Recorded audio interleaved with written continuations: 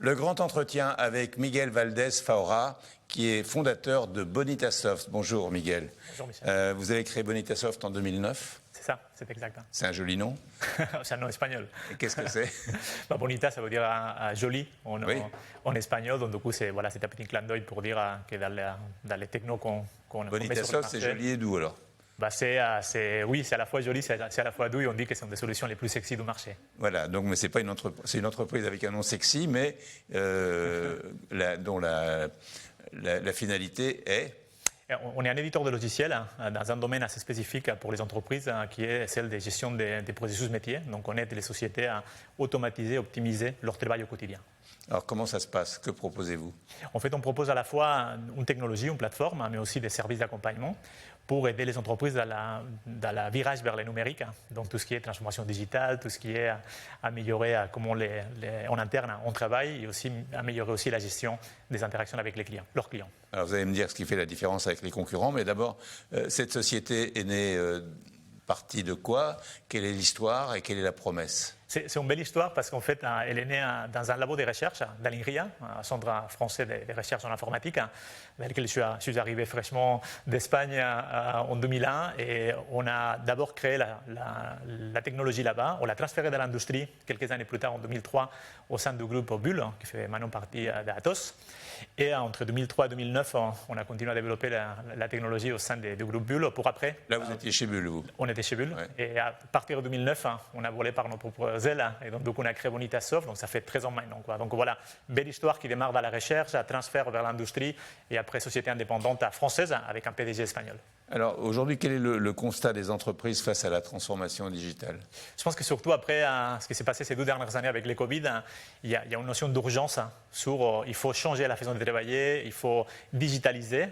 Mais d'un autre côté, il y a une espèce de peur, c'est un peu le paradoxe, sur mais est-ce que ça va être, avec quel techno on peut le faire, est-ce que ça va prendre trop longtemps, est-ce que ça va être trop lourd en termes d'investissement? Donc voilà, ça paraît une évidence, c'est pas toujours facile de dire est-ce qu'on a trouvé la bonne technologie, est-ce qu'on va le faire dans des délais qui sont raisonnables. Quel est l'enjeu du digital? Je pense que pour moi, les principaux enjeux, c'est la capacité à dématérialiser, à digitaliser des nouveaux services pour les clients existants ou pour attirer des nouveaux clients. Et donc, tout le monde parle de ça, mais la vitesse d'exécution, la vitesse de mise en place est essentielle. Comment définissez-vous Bonita? Bonita, c'est la plateforme, c'est un logiciel qui est en plus un logiciel libre. Ça veut dire que tout le monde peut venir les télécharger, l'évaluer, voir si ça correspond à leurs besoins.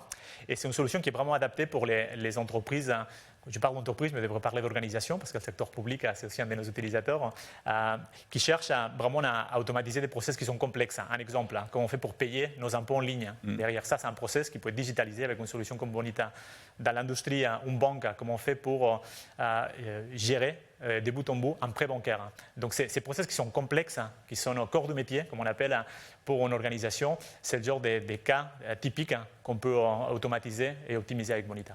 Et donc, quel est le champ d'action de Bonita? Vous venez de me donner quelques exemples, mais vous pouvez définir un peu plus le cadre général? Le cadre général, on agit dans les secteurs de l'automatisation des process et on est une solution horizontale qui s'adapte à différents types de marchés pour aider la transformation digitale de façon très concrète aux entreprises. Alors, on va voir les chiffres de votre société avec Virginie Mas et on se retrouve juste après. Fondée en 2009 par votre invité Michel, Bonitasoft collabore aujourd'hui avec 80 personnes. Au sein de l'équipe, 10 nationalités différentes se côtoient. 92% des collaborateurs qualifient Bonitasoft comme une entreprise où il est agréable de travailler. L'éditeur de logiciels BPM Open Source accompagne 350 clients dans le monde, dont 10 clients en France parmi le CAC 40.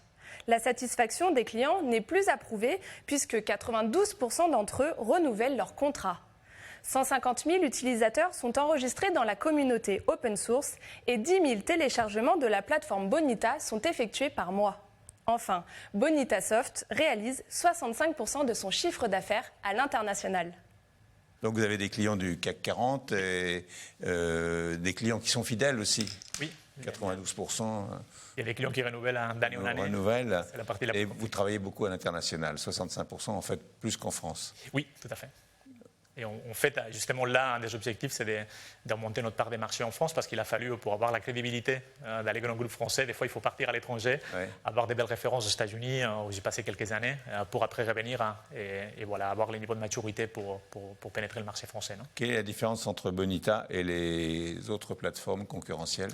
C'est une bonne question. En fait, la principale différence, je pense que c'est l'ouverture de la plateforme à l'extensibilité. En fait, souvent, dans les cas d'exemple que j'ai cités, des process très complexes, il y a toujours une fonctionnalité qui va manquer dans la plateforme. Avec les compétiteurs, souvent vous êtes bloqué. Il faut appeler l'éditeur pour développer cette fonctionnalité. Avec Bonita, la plateforme elle est extensible. Ça veut dire que ça vous permet, s'il y a quelque chose qu'on n'a pas pensé, de le rajouter vous-même. Donc vous n'êtes pas bloqué. Et voilà, donc aller beaucoup plus vite dans l'implémentation. C'est pour ça que c'est particulièrement important dans les cas de ces process qui sont complexes et critiques. Sur quelle technologie vous appuyez-vous?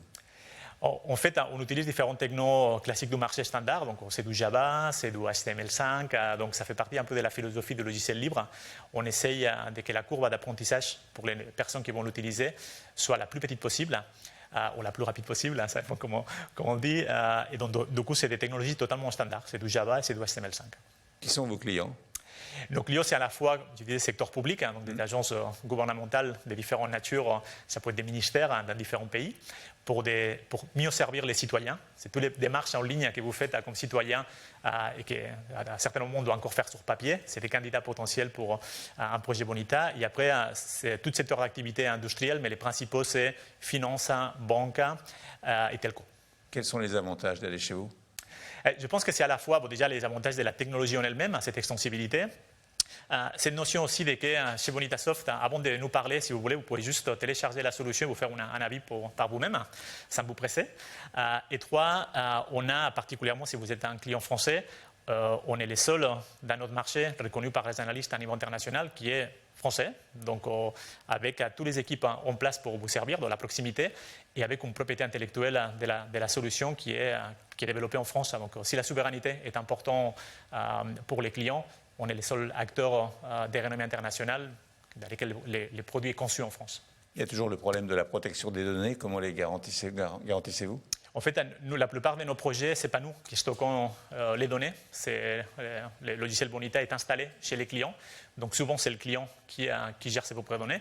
Et pour les clients qui nous font confiance pour les héberger, donc évidemment, on est en compliance avec les différentes réglementations, RGPD et autres. C'est des choses qui font partie de nos clauses contractuelles. Et donc, on est par exemple en train de finir une certification ISO pour rajouter des certificats complémentaires. Non? Alors, vous avez créé cette société donc, en 2009 avec deux autres personnes. Vous êtes parti de chez Bull.